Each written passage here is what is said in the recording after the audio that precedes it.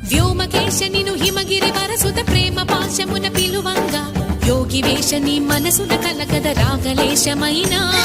హే మహేశ నీ భయద పదాహతి దైత్య శోషణము జరుపంగా భోగి భూష భువనాళిని నిలుపవ అభయ ముద్రలోనా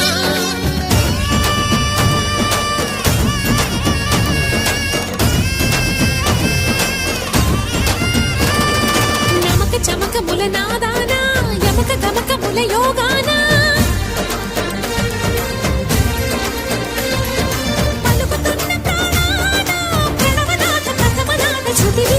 ఆదిశక్తి ఆకృతి